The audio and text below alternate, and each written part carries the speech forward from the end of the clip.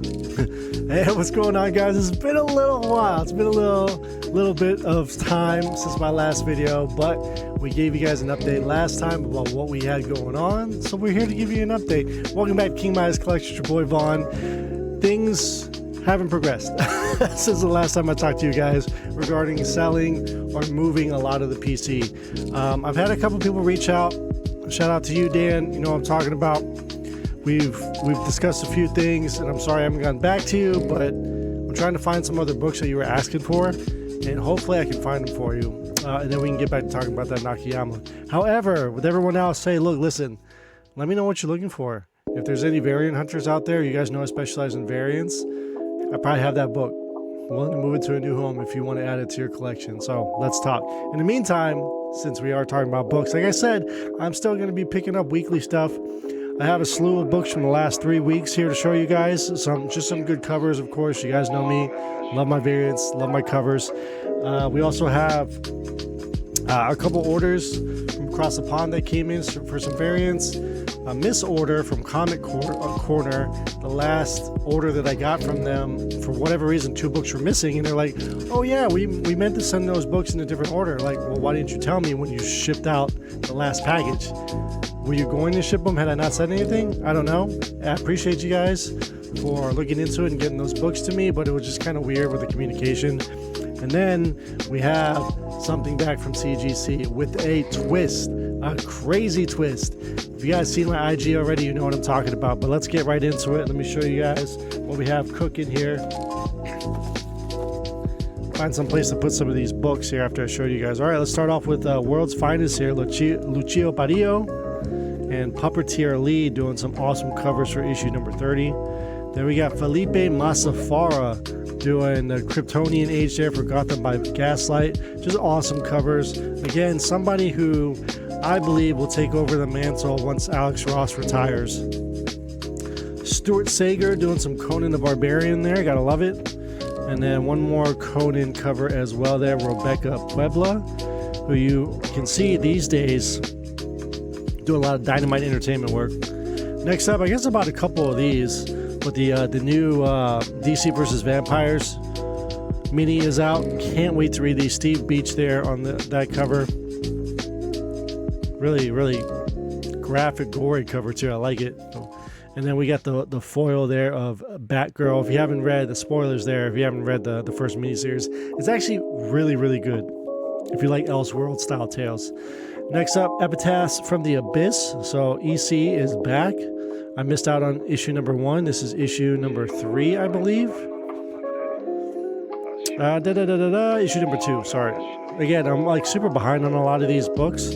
Like I said, I've had 3 weeks worth to compile to show you guys, so wanted to make a lengthy video here. Alex Ross goodness on Fantastic Four. Ryan North is killing it. It's absolutely fantastic. Barfly, punk rock vibes. We got some Witchblade issue number 2. Ton of these Werewolf by Night poly bags. I kind of gambled on this one. This was Sergio Davila, I think. FOC just had like FOC reveal cover, and you know, I didn't know if Jenny Frison was going to do something, if EM Gist was going to do something. Come to find out, Gist was doing just a normal A or B cover, and then of course our boy Jeff DeCall ended up doing the 150, so I missed out on that one. But you just never know with FOC reveal, like who could it be, and I kind of gambled on that one. So here's the EM Gist cover. Again, these are all polybagged. I do plan on opening up one of them so I can at least read it. And then we also got, I forgot who did this one here. It doesn't say, but this is a foil variance of it there for that. Werewolf by Night, Red Band, y'all, Red Band. Venom issue 36, of course y'all know that cover. Don't need to say anything about that cover. Let's go ahead and move these books out of the way.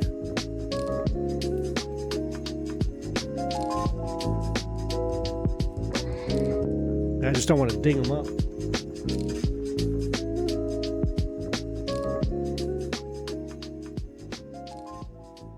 Ooh, spending too much time trying to get that perfect there. Next up, Carla Cohen, yes. So I read the last, I think it was issue 669, I kind of peeked into Vampirella. Is anyone reading them? Does anyone actually like the story? I don't know. I think you guys kind of understand why I'm picking up the covers, because I think that Lucio Parillo, Carla Cohen, both of them, the couple, the power couple, are doing some of their best work, to be honest. So I'm really digging what they're doing. Usagi Yojimbo the Crow, Dustin Win goodness there. Let's keep going. We have In Hyuk Lee on the Ultimates. We have this. This is great for Ultimate Spider-Man number 8. This is the Sinister Six in the Ultimate Universe. Talked about this before. I love these action figure variants there. Donna Troy. We got Tiny Tina getting her own comic book. I think she's had one before, actually. Some Lucio Parillo again. And then some David Nakayama. Got to support our favorite artists here. Again with the action figure variant. These are better than the actual McFarlane ones. I like them better than the McFarlane ones. Here we go with Superman with Zatanna. Guest star in the last few issues. We had a Spider Society cover here, Nicole Balderi, I believe. And of course, Art Germ did a Gwen cover there, beautiful Gwen cover. So we got a couple copies of that, of course. I think Art Germ and Jenny are two Lucio Parillo, depending on if it's a Vampirella cover or some of the artists I get multiple copies of that book for. Space Ghost, Michael Cho. We got Selena on Red Sonja. She's also doing really well. Oh man, there's just noticed this on the back of the Space Ghost book. It is dinked up, and I didn't tell him in time, so I will not get a new copy of that one, unfortunately. Is what it is. You know, that series is kind of a reader series anyway. So Stephen Platt doing all those Absolute Power Task Force covers. We got Ji Hung Lee again for Gun Honey foil there. All the Disney 100 Years variants there. It's awesome color bleed American Psycho cover. That's the final issue of that series. Beautiful Josh Middleton here. Like, can do no wrong. That's why we get a couple. Josh Middleton, again, somebody else that we get multiple covers for. We have a Red Light, finally the last copy or the last issue of this 4-issue miniseries here, and there's the Jeff DeCall cover. Always pick up the call. Got Rat City issue number 6. We have some Scotty Young goodness there. I love that Predator, the Predator cover there. Looks like this Rat City is messed up too. Man, what happened there? It's like the cardstock gets those crinkles in it, and the cardstock, once it's like bent, you can't do nothing about it. So, y'all know that Tran Nguyen is new in the comic book scene, so this is a fantastic Phoenix cover. But I will say, in person, this particular, I guess when you try to transpose it onto a comic book cover, it loses some of its luster. You guys can see, you guys don't notice it on camera, but in person, it definitely just looks a little. What's the word I'm looking for? It does look a little blurry, and I think that's the intended effect. But yeah, it looks so much better when you're looking at it online as opposed to in person, unfortunately. Just for this cover, the Daredevil one was fantastic. The Scarlet Witch one was utterly gorgeous. So, I don't know what got lost in translation on that one. All right, Derek Chu on the Phoenix. Some more of the action figure variant. I love this here. Craig Russell here on Namor, known for Sandman. So really cool to see that. Love this, the Namor by Night, kind of doing a homage to Werewolf by Night. Of course, we had to pick up a few of these. We picked up 3 copies of the foil Secret Wars number 8 facsimiles. It's really cool that they foil them out. And it is a big topic in the wrestling world here. Lucha Brothers for Luchaverse Catalyst issue number 2 just signed. Now it's a rumor, it hasn't been confirmed, I don't think 100% confirmed, but signed a multi-year deal with the WWE and will be debuting on the main roster. So they get the main roster treatment, but the Motor City Machine Guns get put on NXT. I think they should be on the main roster too. They've earned it. Some Local Man here, issue number 13. It's an homage to what is it called? old Image book from the 90s. I can't remember though off the top of my head. Life is Strange, Forget Me Not. Love this cover. We have Kill All Immortals, issue number 2. I read issue number 1. It was pretty good. I enjoyed it. Gotham City Sirens, of course. Some Ji-Hung Lee did most of them. The Gilliam March cover. And yeah, this like weird little foiling that they're doing on these are I like them a lot. They're just different. I don't think you guys can see, like in person, you can definitely see the foiling a lot better. It's unique, it's different. So that's for issue 2 and 3 because these were coming out weekly last month. So Gilliam March there, Scott Forbes, Ji-Hung Lee. They're just making fantastic covers of this stuff. Ah man, this one, man, this Mark Spears. Mark Spears just did all the Monsters Kickstarter that came out. So the Bride of Frankenstein book, that's the one that you want to get. It's if you have cover price, the day after Wednesday article showcased some Mark Spears stuff. I mean, look at this, man. This is fantastic John Stewart right there, man. Love that. Some more John Stewart. This is creepy. I thought this was creepy. This is the second printing for Hello Darkness number 1, and that girl there, like poking out with the long hair. Ooh, love it. Again, foil treatment. You had to get multiples of these because this is one of my big grails here. I think what I want to do is actually save up for House of Secrets 92. Probably really significantly lower the amount of money that goes out for the weeklies. Then they put out these Beetlejuice covers, so yeah, of course I'm gonna pick that up. Love Beetlejuice. Some David Aja goodness on this Iron Fist. It's like an anniversary edition, 50th anniversary for Iron Fist there. Alex Ross goodness on Immortal Thor. We have a Jenny Sparks cover here, fantastic. Does it say who it is? Homari. Homari has been doing a lot of covers lately. Picked up a ton of copies of this. J. Scott Campbell X-Men, of course, issue number 2, the Magic cover. We got the second printing there of X-Men. We have X Factor, Scotty Young. We have a Josh Burns cover, Wonderland Return to Madness. Couple more, guys, couple more. We have this awesome Tedesco Wonder Woman. Red Banded Wolverine, of course. The polybag. Villa Lobos. Art Germ. And top it off with the foil Nakayama cover. They all killed it, man. Those are fantastic covers. And I'm glad that a lot of them just aren't variants. The 1 in 10s, 1 in 25s, 1 in 50s. Now, granted, there are still a lot that I wish I had, but the price point of them is just too much. So I'm glad that there's still some fire normal variant covers that you can pick up at retail.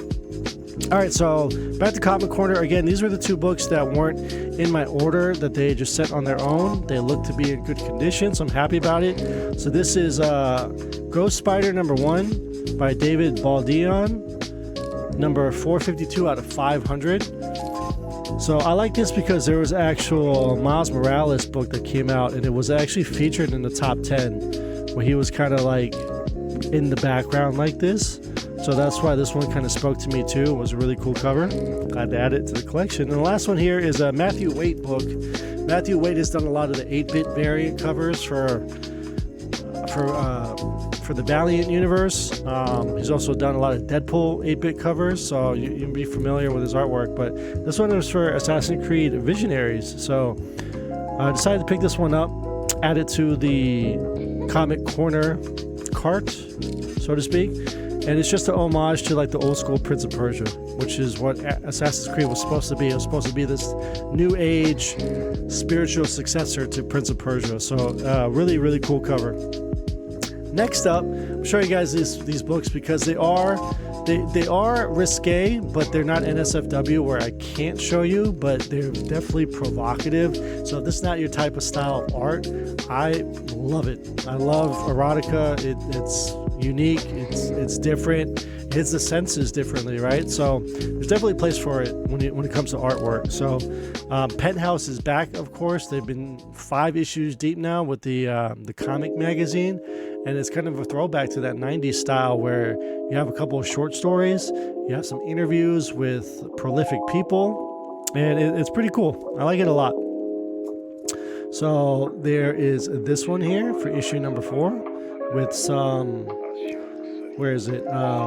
Interview with Alinity. If you guys know Alinity, she is a Twitch streamer who has come under fire a lot for doing some stuff that she's not supposed to be doing. But, you know, it's a pretty face on a platform that's going to promote her. So it's kind of cool. I think even in the next issue, they're going to be interviewing Amaranth.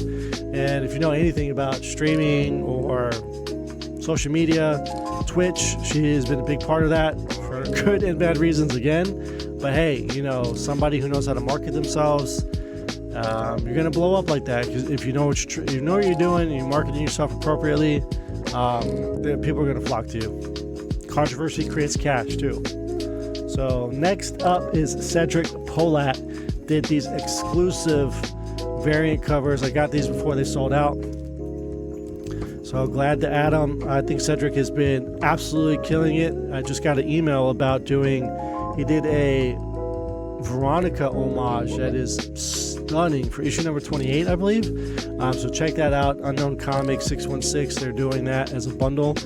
So this is the cover that he did for Penthouse issue number 4. There's the Penthouse logo there on her shoulder. Yeah, to say the least, I mean, I'm supporting Cedric because I like that these new artists are like making a name for themselves out there. Somebody who's probably been in the industry for a while, or at least been drawing forever, but is finally getting recognition in the comic space. So we're picking them up and adding them to the collection because I like it. I like it a lot. Okay, so with that being said, let me show you guys. Let me move this pile I got here. CGC. Now, a friend of mine hit me up and said, hey, I'm sending a couple of books to get pre-screen. Doing the 9/8 pre-screen, so do you have anything you want to send? So I said, sure. I have a ton of stuff I want to send, but of course, to keep everything cheap, let me just give you a few. These books, looked over, I felt that, I don't know where CGC stands with their grading policy right now, what gets through, what doesn't. There's so many horror stories of people getting their books swapped, CGC damaging the book and then nodding them a worse grade because they, you know, accidentally dropped it, which we all do. I've dropped so many books I've tried to like put in the bag and mistakenly dropped it, you know, not intending to, but it happens. But for them to like knock grades because of mistakes it's crazy. So why did I send books in, right? Well, I still believe in preservation of books, or just having rare and unique books. And to me, having a 9/8 of particular books still makes it very, very rare and unique. So let's try not, you know, and do it anyway. And also I sent in one book because my business partner was like, hey, this is a 9/8. It might even be a 9/9, man. I guarantee that it's going to be this. And I was like, dude, it is not. But you know what? Let's play your little game. I'll send it in and see what happens. With that being said, I just gave this the once over, or I looked it over twice with the naked eye. I didn't get pressed or anything. Well, one of the books was pressed. Let me run that back. One of the books was pressed, but it was pressed like 8 months ago. And with the rest of them, I was just like, hey, let's see where CGC is at. Like, maybe they'll get through, maybe they won't. I don't know. We'll send them 6 books. So 2 out of the 6 books got through. I think when I was talking to my friend, I told him from the get-go, just give me a number. 1 out of 6, 3 out of 6, 4 out of 6. I don't want to know because I want to create this video for you guys. And then when he said he got them back, he was like, well, what do you want to know? And I was like, just tell me what I got. And then I was like, man, I feel like it's just 1 the way that you're talking to me. He's like, oh, it's more than 1. I was like, so what, 2 then? But I wrote, so what 2? And he read it like, oh, so what 2 made it? So he told me what the 2 books were. And I was like, no, I didn't want to know what the books were, man. So he's like, oh, I misread your text. I'm sorry, blah, blah, blah. And then he goes, but there's still a wild twist. And when he said wild twist, in my head, I'm like, what do you mean? It's got to be a good thing if there's a wild twist. Did I get 9-9? Did I get a 10? And he goes, and he shows me, he just writes the acronym. And I was in disbelief. I read it, and I was like, SSA TAC 1. SSA TAC 1.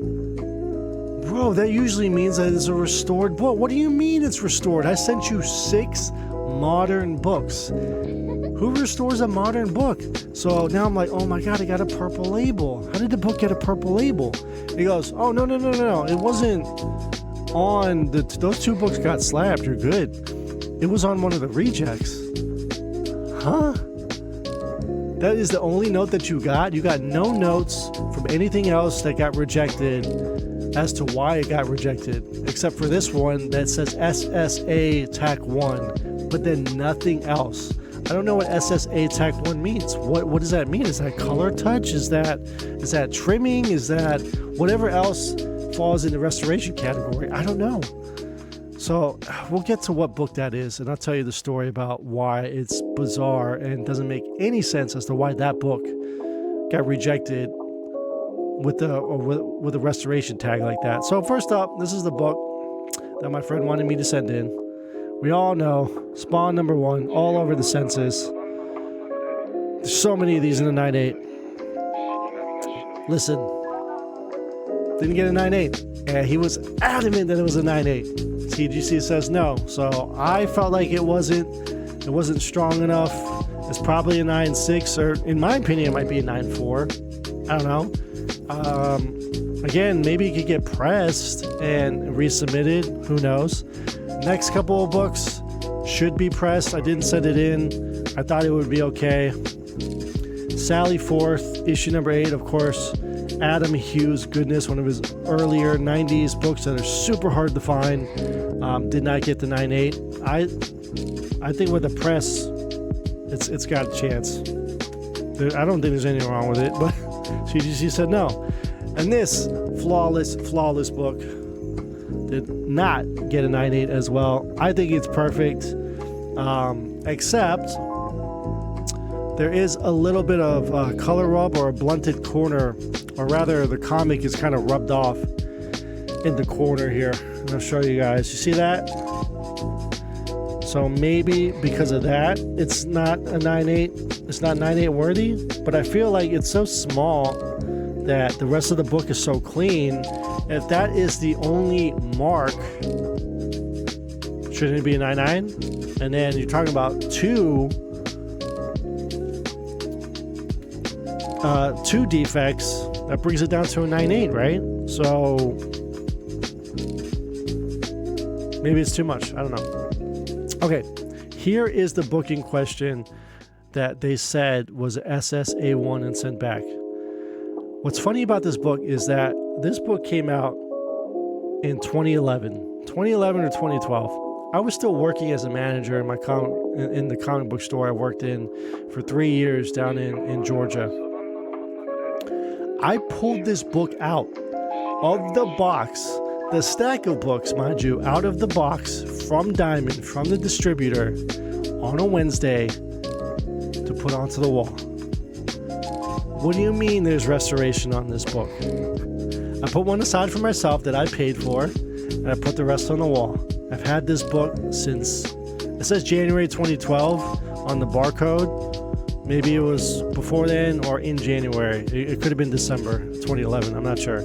But Uncharted #1 got an SSA TAC 1. Makes no sense whatsoever. So the only thing to do with that is to press it, just to make sure, send it in again and see what happens. Because I couldn't believe it. I literally pulled this book out of the box of the distributor. Mind you, it's a book from 2012. Who's restoring a book from 2012? Nobody. People restore Bronze Age, Silver Age, Golden Age. That makes sense. You want to preserve those books as best as you can.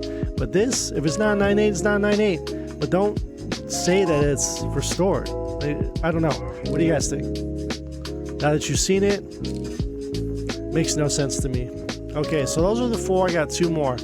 Now, what's funny about these getting rejected and it being in better shape, or in good shape, the book that got a 9.8 I thought was going to be like a 9.2 or 9.4 because there is color rub on the book. There's a couple of spine ticks on the book. They're like very, very small spine ticks, mind you. So maybe that's what got him through. But it's still, in my opinion, didn't make any sense as to why, like how this made it through and that Zelda didn't. So, book in question though, in a 9.8. There's not very many on the census. I got to check to see what the number is. I'll probably put it in the comments later. But it is a 9.8. It is a book that is on HBO going into season 2, probably this year, coming up in 2025. So this is a big, big book. Last of Us, American Dreams, first print, number 1, got the 9.8. Now I had 4 copies of this book. I sold 2 of them raw. I got 2 of them pressed. Both of them, when I got them pressed, I was told this one was the better copy, but I was also told that at best it would be a 9.4 because of the defects that were on it. So to see that it got a 9.8, again, to play off of how CGC is grading things, was very curious to me. How these other ones didn't, they look better than this book. This Uncharted doesn't have any defects at all. So why did it not get graded? I don't know. Now I talked about rarity. And this book, I don't know if there's any on the census, but you're talking about 49 other copies of this book out there. I've shown you guys the COA before. There's only 50 copies of this book in existence. And this one got a 9.8. It's not going anywhere because it's one of my favorite artists of all time. And I was really, really happy that it got a 9.8 because it's just immediately one of the rarest books on the CGC census for a modern book. Just based on there only being 50 copies. This is Vampirella issue number 5. The pure Jenny Frizen Virgin variant to 50 copies. And they got the 9.8. It is the prettiest out of all the other Frizen Vampirellas from 2014 that I have. I think I have 2 more that are in contention to potentially be 9.8s. We'll see. I do want to send them in and see what happens. But we're going to end it here on this because this is perfection. And I'm really, really happy out of all these books. To be honest, like this was the one that, just had to get a 9.8. It had to. Probably would have been crushed if it didn't. But what can you say? So let me know your thoughts below, what you guys liked today. This was a longer video, but we had more books to show. So I hope you enjoyed it. Thank you so much for tuning in. And as always, guys, deepincollectibles.com. Always selling, always willing to make deals. Love comic books, right? Until next time, guys, bag and boredom. We'll see you next time.